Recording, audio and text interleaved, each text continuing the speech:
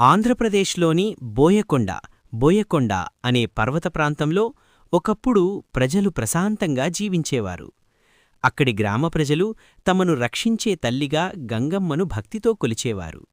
కాని ఒకరోజు ఆ ప్రాంతంలో ఒక క్రూరమైన రాక్షసుడు అడుగుపెట్టాడు. రాత్రివేళల్లో గ్రామపై దాడి చేసేవాడు. పంటలను ధ్వంసం చేస్తూ పశువులను హింసించేవాడు. పసిపిల్లలను భయపెట్టి ప్రజల ప్రాణాలను హరించేవాడు. గ్రామమంతా భయంతో వణికిపోయింది. దిక్కుతోచని స్థితిలో ప్రజలు గంగమ్మ తల్లి ఆలయానికి వెళ్లి, అమ్మా, మమ్మల్ని ఈ రాక్షసుడి నుండి కాపాడు తల్లీ అని కన్నీళ్లతో ప్రార్థించారు. భక్తుల ఆవేదనను చూసిన గంగమ్మ తల్లి కరుణించింది. ఒక అమావాస్య రాత్రి ప్రకృతిలో వింత మార్పులు చోటుచేసుకున్నాయి. ఆలయంలో అద్భుతమైన దైవిక కాంతి పుట్టింది. గాలులు చెండ ప్రచండంగా వీచాయి. ఆలయ గంటలు తమంతట తామే గణగణమంటూ మోగాయి. అప్పుడు గంగమ్మ తల్లి ఉగ్రరూపంలో అవతరించింది. నేత్రాల్లో అగ్నిగోళాలు, చేతిలో శక్తివంతమైన ఆయుధం, ముఖంలో భయంకరమైన దైవిక తేజస్సు.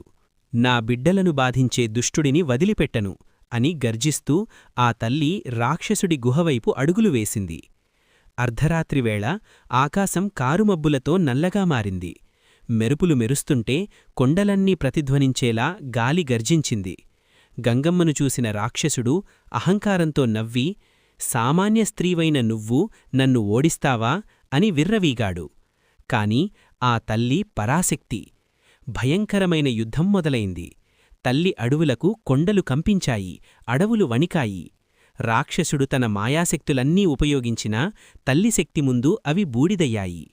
చివరకు గంగమ్మ తల్లి తన ఆయుధంతో ఒక్క వేటుతో ఆ రాక్షసుడిని సంహరించింది.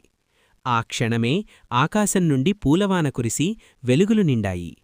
రాక్షసపీడ వదిలిపోవడంతో పంటలు సమృద్ధిగా పండాయి. ప్రజల ముఖాల్లో చిరునవ్వులు విరిశాయి. గ్రామంలో మళ్లీ శాంతి సౌభాగ్యాలు వెల్లివిరిశాయి.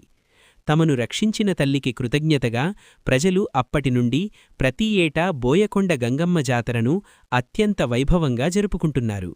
భక్తుల నమ్మకం ఒక్కటే, ఆ తల్లి నీడ ఉన్నంతవరకు మాకు ఎలాంటి కష్టం రాదు.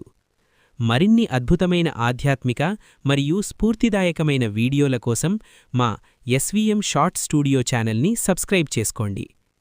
ఆంధ్రప్రదేశ్లోని బోయకొండ అనే పర్వత ప్రాంతంలో ఒకప్పుడు ప్రజలు ప్రశాంతంగా జీవించేవారు. అక్కడి గ్రామ ప్రజలు తమను రక్షించే తల్లిగా గంగమ్మను భక్తితో కొలిచేవారు. కాని ఒకరోజు ఆ ప్రాంతంలో ఒక క్రూరమైన రాక్షసుడు అడుగుపెట్టాడు. రాత్రివేళల్లో